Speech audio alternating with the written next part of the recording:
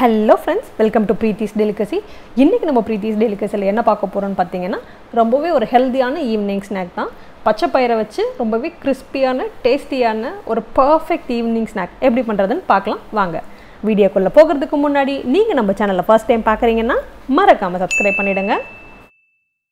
இப்போ இந்த ரெசிபி பண்றதுக்கு ஒரு கப் அளவுக்கு பச்சை பயிரை ஊற வச்சுக்கங்க.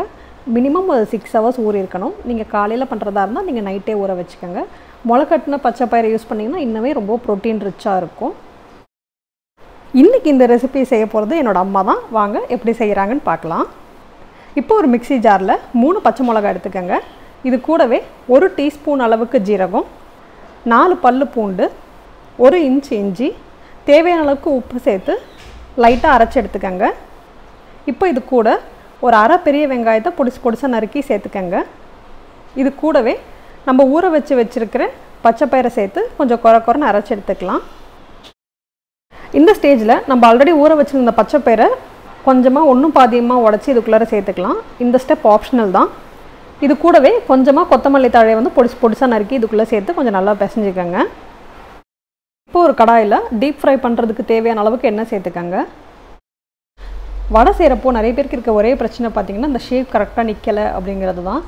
இதில் வெங்காயம்லாம் சேர்த்துருக்கனால கொஞ்சம் லைட்டாக தண்ணி விடும்.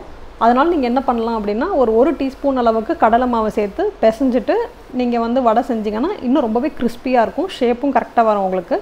இது பிகினர்ஸ்க்கு ரொம்பவே ஒரு யூஸ்ஃபுல்லான டிப்பாக இருக்கும். டீப் ஃப்ரை பண்ணுறப்போ எப்போதுமே அடுப்பை மீடியம் ஃப்ளேமில் வச்சுக்கோங்க. ஏன்னா லோ ஃப்ளேமில் வச்சுருந்தீங்கன்னா வடை நிறைய எண்ணெய் குடிச்சிடும். அதே நீங்கள் ஹை ஃப்ளேமில் வச்சிங்கன்னா வெளியே ப்ரௌன் கலர் ஆகிடும், ஆனால் உள்ளே வெந்திருக்காது.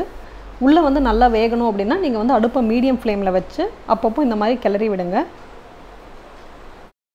பாருங்கள், நம்மளோட வடை ரொம்பவே சூப்பராக செவந்து வர ஆரம்பிச்சிருச்சு. நம்மளோட ஹெல்த்தியான ஈவினிங் ஸ்நாக் ரொம்பவே சூப்பராக ரெடி ஆகிடுச்சு. ஒரு காஃபி இல்லாட்டா சூடாக ஒரு டீ கூட இந்த மாதிரி ஒரு ஈவினிங் ஸ்நாக் சாப்பிட்றப்போ ரொம்பவே சூப்பராக இருக்கும். கண்டிப்பாக ட்ரை பண்ணி பாருங்கள். ட்ரை பண்ணி பார்த்துட்டு அம்மாவோட ரெசிபி எப்படி இருந்ததுன்னு எனக்கு மறக்காமல் கமெண்ட் பாக்ஸில் சொல்லுங்கள். தேங்க்யூ ஃபார் வாட்சிங் த வீடியோ. என்னோட ரெசிபிஸ் உங்களுக்கு பிடிச்சிருந்ததுன்னா மறக்காமல் சப்ஸ்கிரைப் பண்ணிவிடுங்க.